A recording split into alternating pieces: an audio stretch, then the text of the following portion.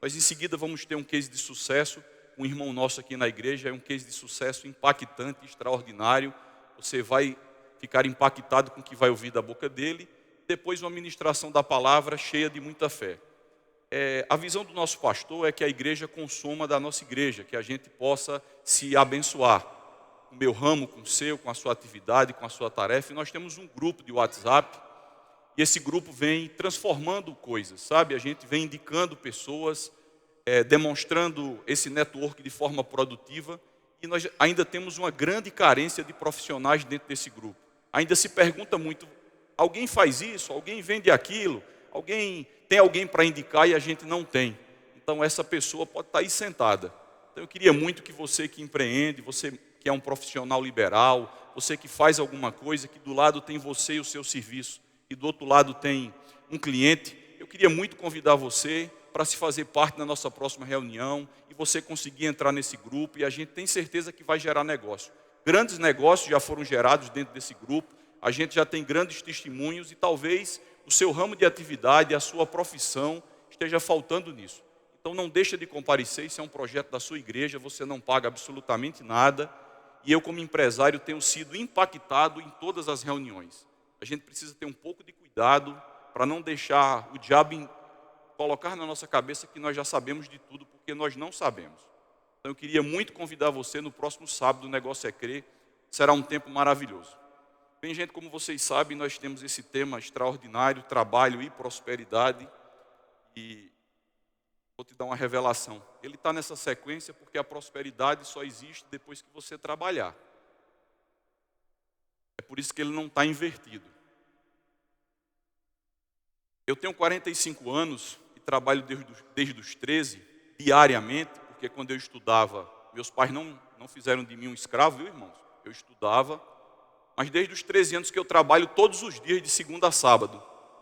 Eu estudava um período e do próprio colégio eu já ia para a loja para meu pai poder ir para casa almoçar. Então eu sou uma prova viva que o trabalho é maravilhoso, que o trabalho vale a pena, que o trabalho é sim uma grande ferramenta de crescimento. Eu aprendi muito a valorizar algumas coisas por conta do trabalho. Eu aprendi muito a entender algumas coisas que antes eu não entendia pelo suor do meu rosto. Então, de verdade, uma vida de trabalho é de fato uma vida abençoada. E nós estamos com esse tema, e eu não estive presente, mas escutei a ministração de Cleanto, que ministração poderosa.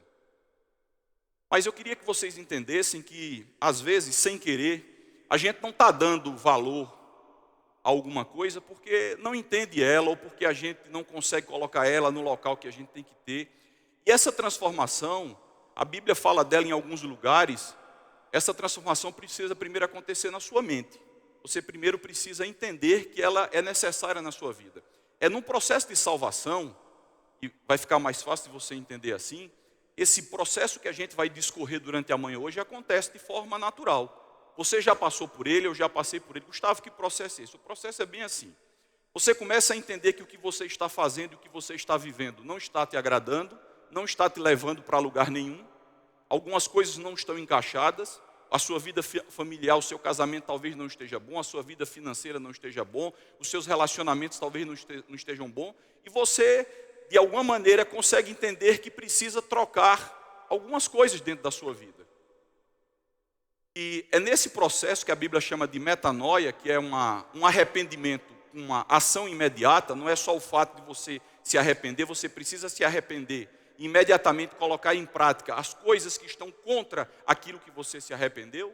Acontece a salvação. É por isso que você diz, eu aceito Jesus, porque você consegue entender que aquela vida cristã proposta é a vida que você quer na sua vida. São aqueles ensinamentos, são aquelas coisas que você diz, eu quero trocar isso na minha vida. E no momento em que você começa a se expor à palavra, no momento em que você consegue entender o poder que há nela e sua vida começa a andar, essa troca é feita naturalmente. Essa metanoia entra na sua vida naturalmente. E por que é poderoso? Porque você começa a abandonar as coisas do mundo. Começa a funcionar porque você começa a deixar algumas coisas e imediatamente praticar outras. Se você roubava, você entende que não rouba mais. Se você adultera, você entende que precisa parar de adulterar. Se você se prostitui, você precisa parar de se prostituir. Se você mente, você começa a não mentir. E assim você vai abandonando as coisas do mundo, e imediatamente nesse processo de metanoia, a sua mente vai começando a entender o poder que há nisso, a sua vida começa a ser transformada. Então todos que aqui estão, eu imagino que já tenham passado por metanoia. E você só consegue transformar as da sua vida, irmão, que você realmente valoriza elas. Você só consegue fazer essa transformação quando você realmente, aquilo que você deseja e almeja, realmente é importante para você. O objetivo da minha ministração pelo Espírito é que a gente consiga discorrer sobre esse assunto e você entenda que a prosperidade é simplesmente alguma coisa que vai acontecer na sua vida. Você não precisa buscar a prosperidade, você precisa buscar os alicerces que lhe levam à prosperidade. Você não vai conseguir sair de onde você está agora para a prosperidade. Não funciona assim. A prosperidade é um estilo de vida, é uma condição que você se submete e se sujeita a partir de mudanças de prática, a partir de mudanças de atitude, e aí, consequentemente, você se torna uma pessoa próspera.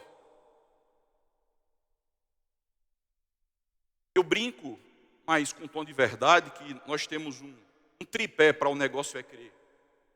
Fé, de trabalho árduo. São esses três pilares que estão movendo o negócio é crer, e a gente tem todo o cuidado de todo mundo que a gente bota para falar, que consiga entender o poder que há nisso.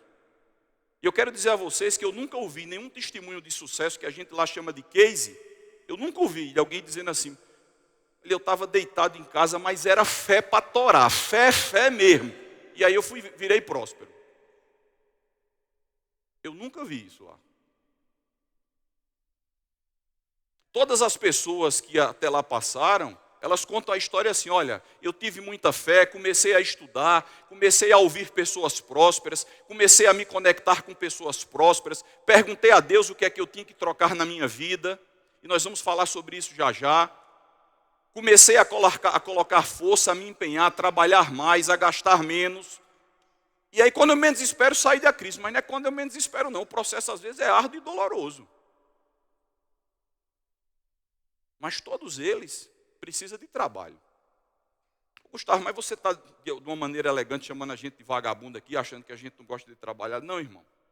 Eu só estou dizendo a você que se você não der o valor devido e necessário ao trabalho, você não vai chegar na prosperidade. Eu vou tentar discorrer, isso não acontece nessa igreja, eu vou tentar discorrer para você entender. Se você está trabalhando e o seu pastor lhe chama para uma escala, você tem que dizer a ele que não pode ir porque você está trabalhando. Isso é valorizar o trabalho. Vou dizer de outra forma. Vamos imaginar que você tem uma turma de amigos, eles resolvem viajar, a turma do fogo, a turma de jovens, precisam ir para outro canto e você diz que viagem maravilhosa. Mas você trabalha no sábado de manhã. Você tem que dizer a essa turma, eu só posso ir depois que eu trabalhar. Isso é valorizar o trabalho. E às vezes isso fica um pouco difícil de entender, mas eu tenho certeza que o Espírito vai me ajudar. Em 2 Coríntios 3,13, vai botar aqui, eu queria que você lesse para a gente começar a entender o que é que a gente precisa fazer para tornar o trabalho algo realmente valioso.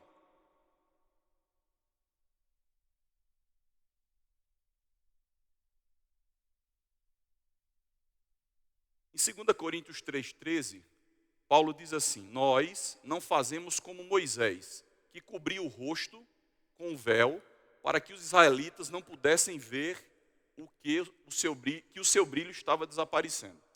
Essa menção é lá de Êxodo 34, você conhece a história, Moisés quando ia para a presença do Senhor, tirava o véu, o rosto dele saía com a glória do Senhor, quando ele ia ministrar para o povo dele, ele tirava o véu, o povo via aquela glória toda, e quando ele saía da presença, ele baixava para que as pessoas não descobrissem que a glória estava indo embora.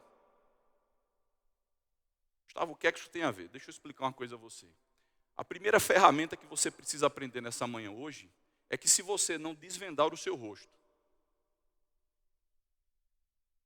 se você não romper esse véu e apresentar diante de Deus estações na sua vida, coisas da sua vida que não estão andando bem, você nunca vai sair desse atoleiro. Porque esse ato de romper, esse ato de tirar o véu, é o ato de você dizendo a Deus: eu preciso de sua ajuda, essa área da minha vida precisa da sua intervenção, e eu estou aqui humildemente dizendo que eu não sei me mover nessa estação.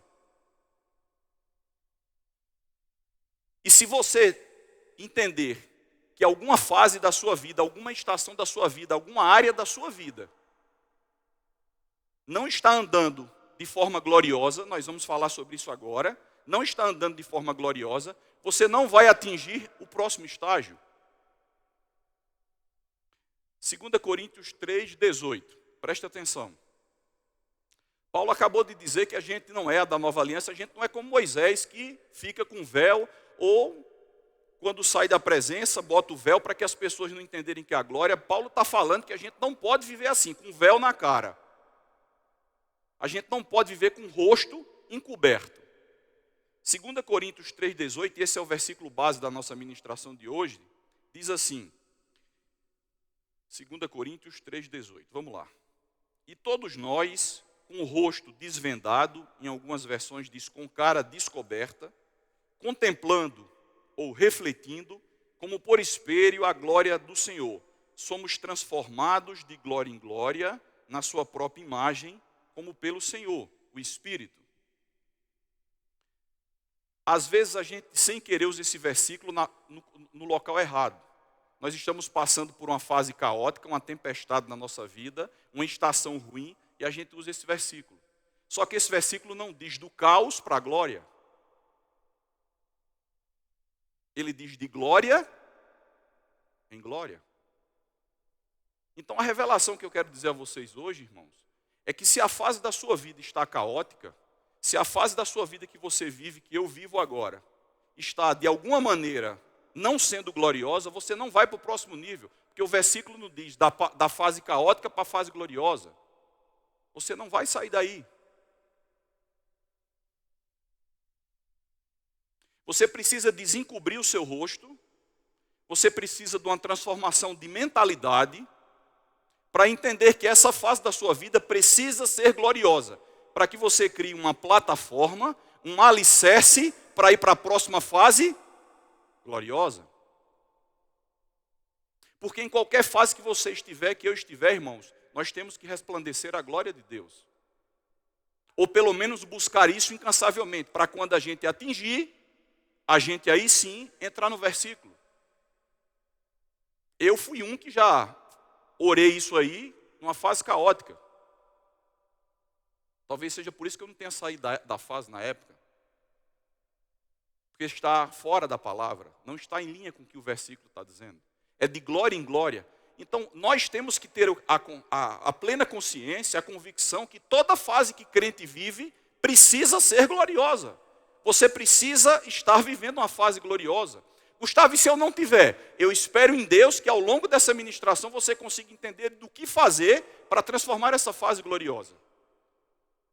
Agora, se você ficar aí daí e eu daqui mentindo para Deus, vivendo uma fase caótica, vivendo uma fase que não é gloriosa, e a gente ficar patinando, inventando desculpas, eu quero que você saiba que Deus sabe que você está mentindo, que eu estou mentindo. Se o seu pastor chegar no seu emprego agora e chamar o seu chefe e perguntar quem é esse funcionário, será que o cara vai dizer é o melhor funcionário que eu tenho na empresa ou um dos melhores? Porque se não disser, você está vivendo uma fase caótica. Aonde você não está dando glória a Deus. Se você está vivendo uma instabilidade financeira, se as suas contas estão atrasadas, se você de alguma maneira não vive em paz nas finanças, você está vivendo uma fase caótica nas finanças. E você só vai para um outro estágio de glória quando você resolver esse.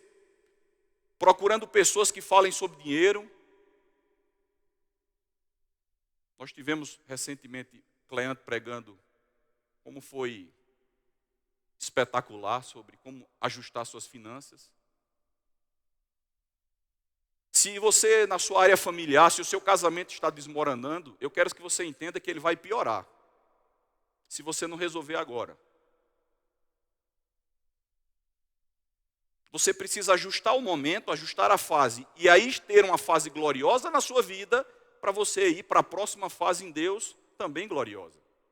Porque o versículo não diz caótico para glória, problemático para glória, de glória em glória.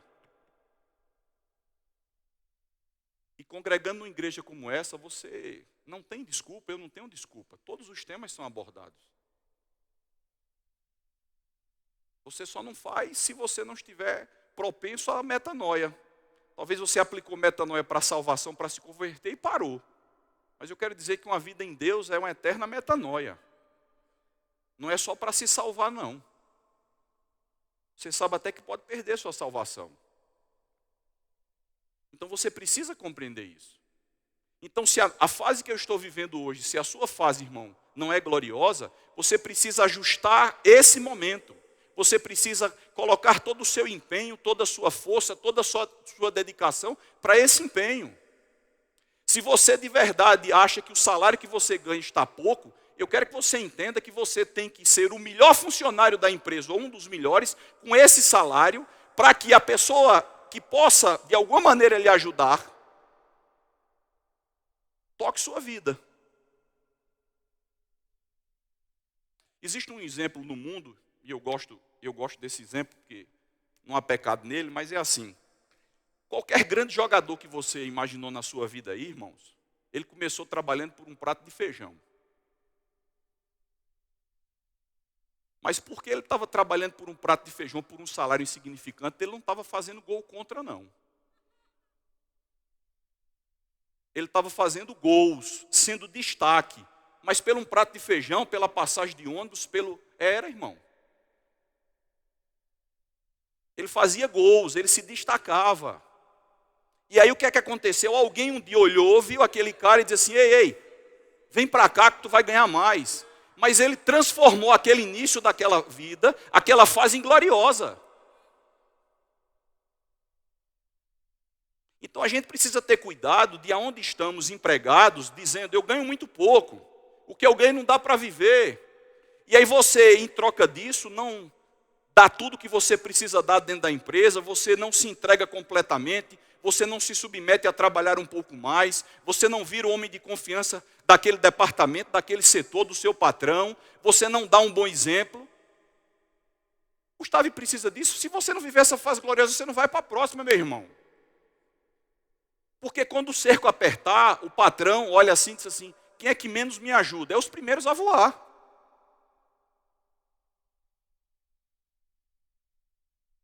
Então você precisa transformar a sua fase em gloriosa, para poder ir para a próxima fase. Eu sabia que não ia ter aleluia, glória a Deus. Eu já sabia. Mas vamos lá. Eu gosto muito do irmão Rick Renner, eu já sou um grego de carteirinha. E eu queria explicar esse versículo para que ele fique tão poderoso dentro de você como ficou para mim. E todos nós com o rosto desvendado. Essa palavra desvendado, que em outras versões diz descoberto, ela vem do grego anakalupto, que significa desvendar, descobrir, revelar. O tempo do verbo grego não se refere a uma revelação única, mas um véu que é levantado e assim permanece para todo sempre. Deixa eu explicar uma coisa. Quer ver outro risco de você, quer ver outro dano de você não deixar o véu cair? E você realmente dizer, eu preciso mudar nessa área, e como nós estamos falando na área de trabalho, é ela que eu vou explorar hoje. Deixa eu explicar uma coisa. Davi era um líder, um grande homem de Deus, mas quando ele cometeu aquele adultério, por não querer desvendar o rosto, não assumir a culpa, não dizer que aquilo era uma área frágil da vida dele, não dizer àquele povo que o idolatrava, que tinha ele como grande líder, isso terminou num homicídio. Porque todas as vezes que você decide sentadinho aí, eu aqui em pé, não desvendarmos o rosto, entendermos que áreas da nossa vida que nós precisamos melhorar e tornar gloriosa, acontecem homicídios. Deixa eu dizer uma outra coisa a você. Davi continuou sendo um homem de Deus. Porque às vezes a gente precisa ter um pouco de cuidado de achar que o fato de se desvendar, de deixar o rosto, a gente deixa de ser um homem de Deus. E não é assim não, irmão. Você pode ser muito usado numa área, você pode ministrar cura, você pode fazer, mas você ainda é humano. Você, mulher, você, homem, se dentro do seu casamento há áreas na vida de vocês dois que ainda não estão alinhadas, isso não quer dizer que você não é um homem ou uma mulher de Deus, não. Tira o véu diante de Deus, pede ajuda e segue a vida. Porque mesmo abençoados, homens de Deus, homens cristãos, continuamos sendo pessoas que precisamos ter áreas da nossa vida ajustadas. A história de Davi não acabou no adultério. Mas o fato, o dano causado, para ele não dizer, olha gente, eu adulterei, desculpa, eu não queria fazer isso. Ele resolveu não tirar o véu e seguir com essa mentira, seguir desse jeito, e terminou no homicídio. Aí você sabe o resto da história, o filho morreu, aí você sabe. E como é que começou, Gustavo? A falta de tirar o véu. Vamos seguir.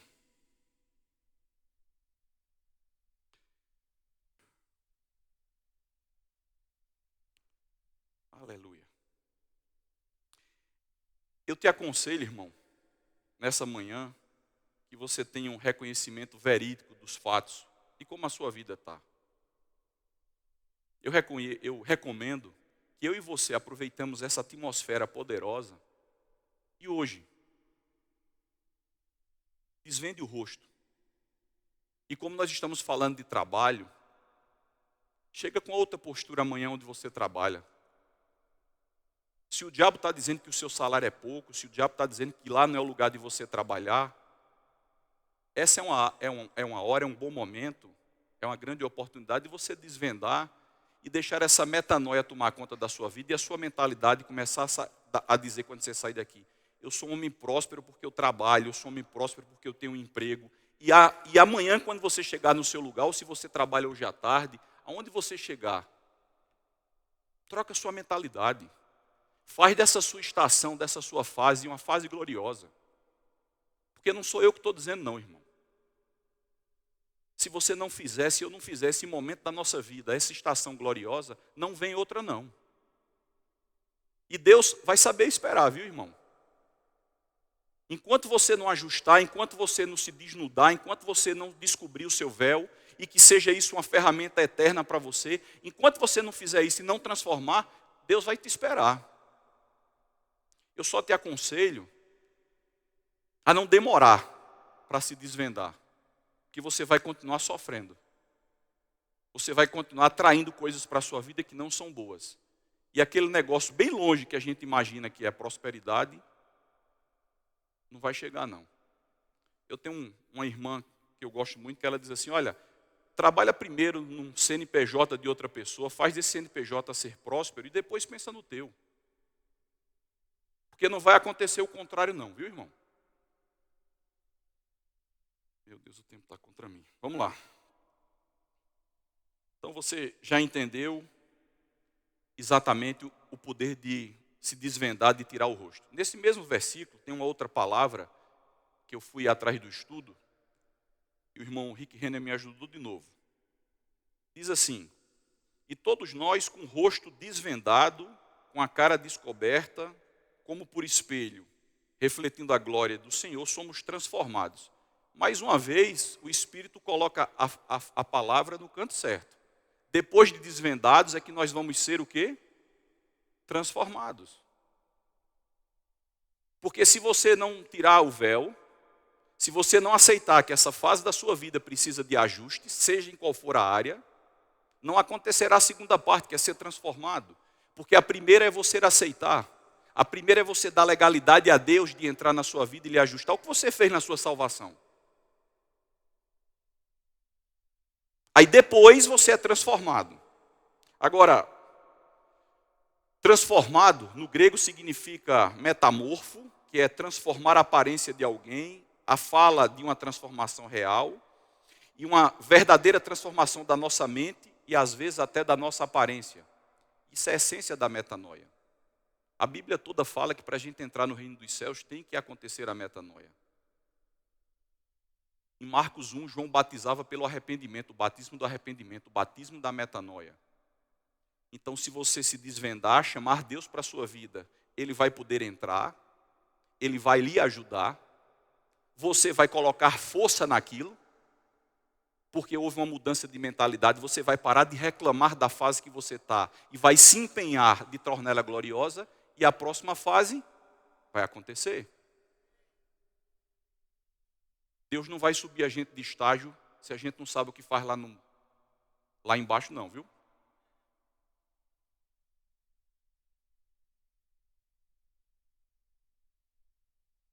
Repita comigo, irmão. Preciso fazer essa fase atual gloriosa na minha vida, para criar em Deus a condição de ir para a próxima glória. Amém. Eu sempre quis fazer isso. Amém. Foi bom.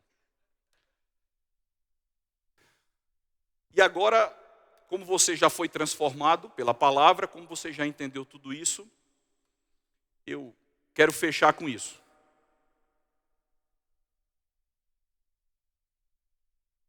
Eu queria que vocês entendessem a intolerância que Deus tem a quem não valoriza o trabalho. Vamos comigo aí, Mateus 25, eu queria que vocês abrissem agora aí, Mateus 25, 14, eu vou ler na NVT, eu acho que a equipe de mídia vai me ajudar e vai colocar aí.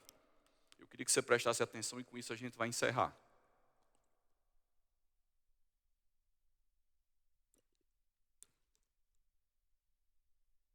Mateus 25, no 14. Para que você não ache que a gente está pregando sem contexto, na Nova Versão Transformadora começa dizendo assim, que isso que a gente vai ler é reino.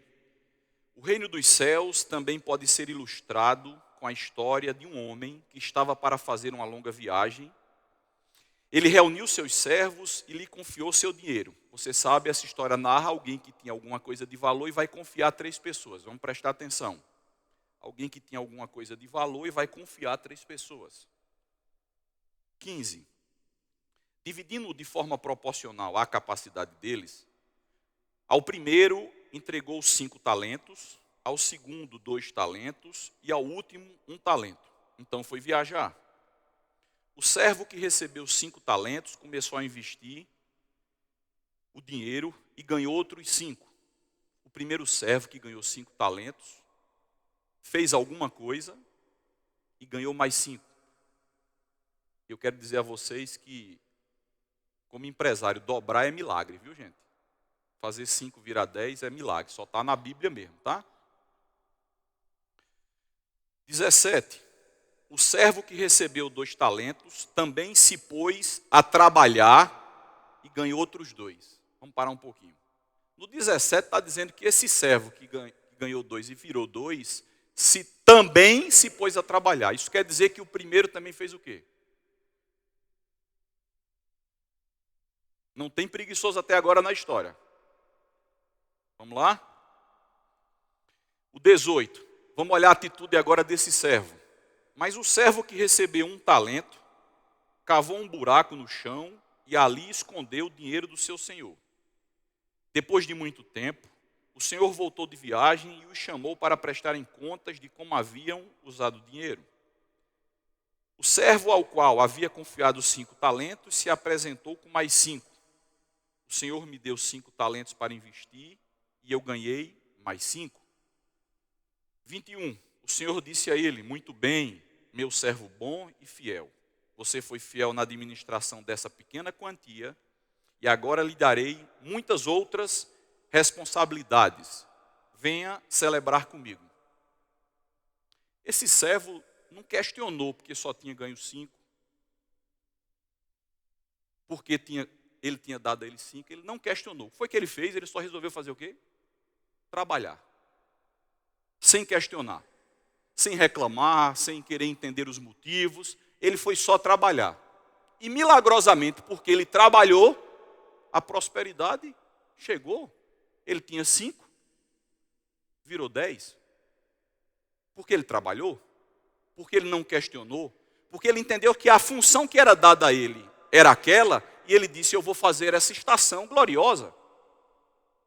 Eu vou me empenhar de todas as maneiras para o que foi me dado agora eu transformar em uma fase gloriosa. Ele não começou a perguntar, por que não me deu 10? Por que não já disse onde é que eu ia, para onde é que eu ia? Não, o cara só deu a ele 5. E ele, sem questionar, resolveu trabalhar. Vamos andando. 22. O servo que havia recebido 2 talentos se apresentou e disse: o Senhor me deu 2 talentos para investir, e eu ganhei mais 2. O Senhor disse: muito bem, meu servo bom e fiel. Você foi fiel na administração dessa quantia pequena, e agora lhe darei muitas outras responsabilidades. Venha celebrar comigo. Nesses 2 casos, no que ganhou 5 e no ganhou 2, números diferentes, mas a atitude dos 2 foi a mesma. Eles resolveram trabalhar de forma firme, eles resolveram trabalhar da forma com que eles podiam fazer, transformar a fase em gloriosa, e eles dobraram de capital. E o resultado disso é ouvir do Senhor dele: muito bem, servo bom e fiel, venham celebrar comigo. O ponto de intersecção que tem aí é o trabalho. O poder estar no trabalhar. E trabalhar da forma correta. Essa é a intersecção entre os 2 servos. Trabalho.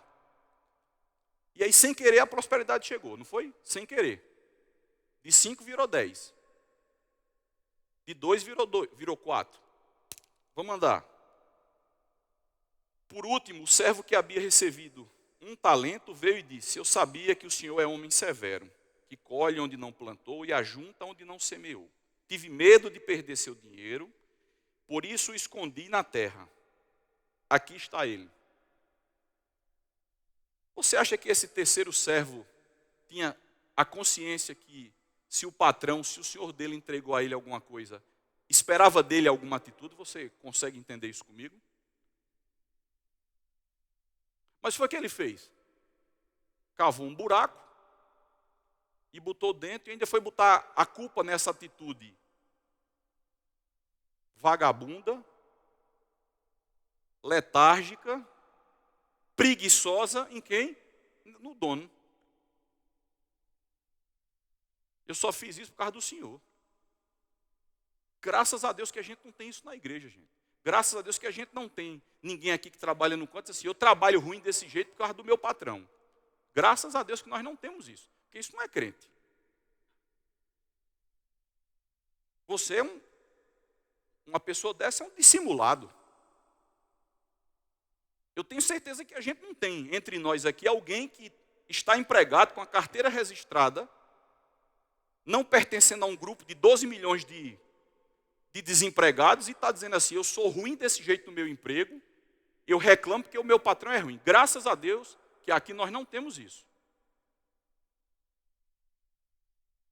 26. O Senhor, porém, respondeu: servo mau e preguiçoso. Em outras versões diz negligente.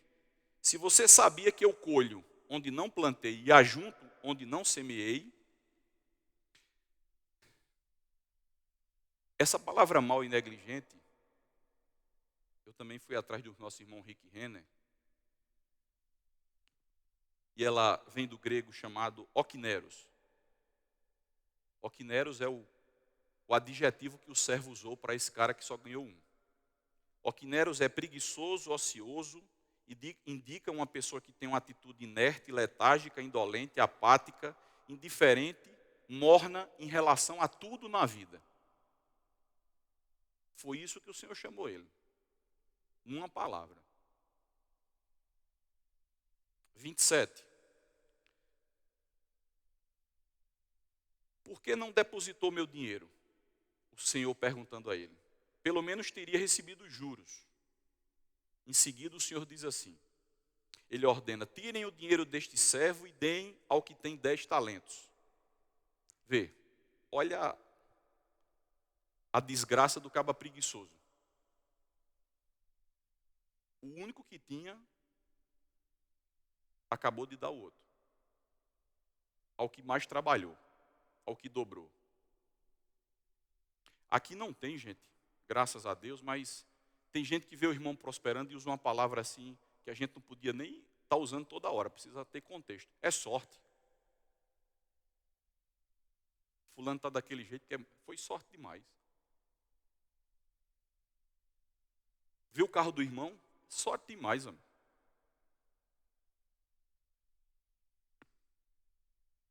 Mas aqui não tem esse tipo de gente, letárgico, indolente, inerte, que não tem coragem de desvendar o rosto, de aceitar que precisa ajuda nessa nova fase e buscar em Deus a prosperidade. E não está dizendo para o outro, ali é sorte. Eu assisti um vídeo que fala dos maiores bilionários do planeta. Todos eles dormem em média 4 a 5 horas e trabalham 16. Essa é a sorte deles, que eles têm insônia.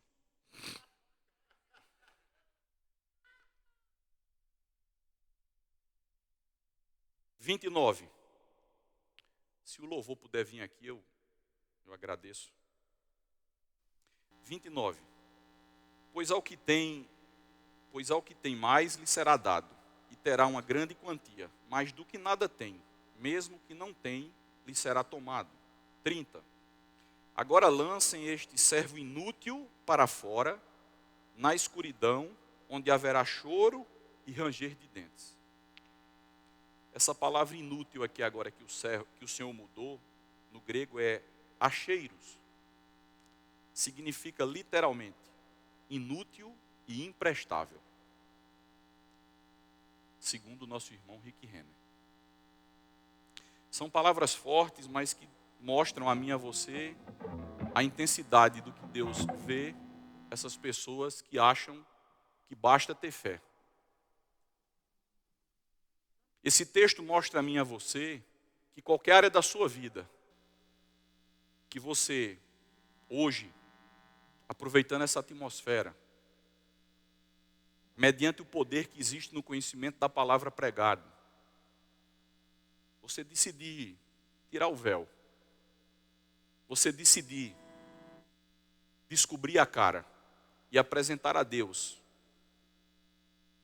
essa fase que você precisa de ajuda, reconhecer que você não tem sido o que você precisaria ser nesse momento. E em seguida, começar a mudar a sua atitude, porque você, pelo poder que há na palavra, você entendeu que se você não mudar a mentalidade, se você não se tornar grato aonde você está, se você não valorizar o trabalho, nada vai acontecer.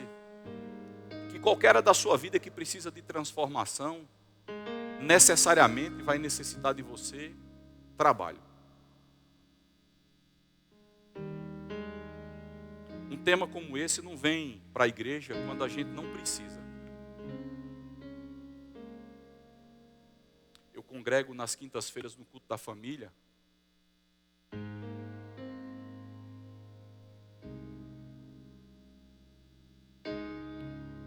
E todas as vezes, o pastor Tadeu diz assim: nós precisamos ser mais gratos a Deus e crescer em ação de graça. Eu digo para mim, ainda não está suficiente. Se ele está falando, não está suficiente. Um tema como esse vem para a gente acabar com a ideia de que eu contrato qualquer um, menos crente. Que vergonha. Que vergonha. Um tema como esse vem para a gente ter a dignidade de se desnudar, de desencobrir o rosto e pedir socorro a Deus. E não permanecer como estamos.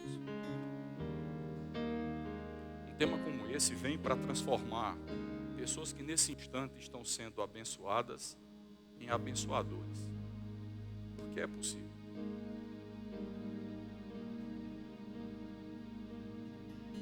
Um tema como esse vem para ensinar a mim e a você nós temos a obrigação de transformar toda a fase da gente, por mais difícil que pareça, em gloriosa. Porque nós desejamos a próxima glória. Cada vez que nós nos esforçamos para transformar essa fase, essa estação em gloriosa, a fase que vem é extraordinária.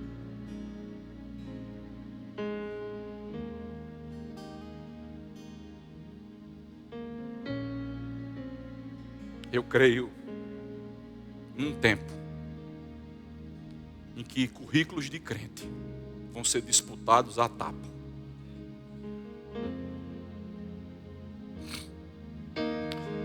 Irmão, se você está aqui, se você está lendo a Bíblia no horário do seu trabalho, pare com isso. Encerre com isso hoje. Você está roubando o seu patrão. As 8 horas que você recebe, você precisa trabalhar para a empresa dele. Irmão, se você está aqui e você está pregando dentro do trabalho, na hora do seu trabalho, pare com isso. Pregue com a sua vida, com a sua atitude. Pregue com o seu jeito de trabalhar, com zelo pela coisa do patrão, pelo zelo pelas coisas da empresa. Pare de pregar.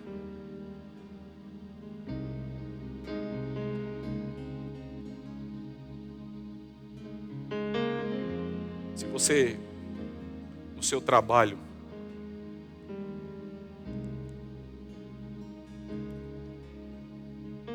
ainda não é exemplo, é manhã de você descobrir o seu rosto. Eu tenho direção para fazer o que eu vou fazer agora, e eu tenho certeza que você também. Eu vou descer e vou me ajoelhar, porque há áreas da minha vida que precisam de ajustes. E como eu estou na frente dos 2 pastores que são autoridade na minha vida, eles vão orar por mim e a me ajudar em unidade a transformar algumas estações da minha vida em gloriosa. Eu te aconselho a você não perder a sua oportunidade de ficar aí sentado, porque às vezes a gente fica com medo do que é que os outros vão pensar quando a gente se levanta para vir pedir ajuda. Você é humano ainda.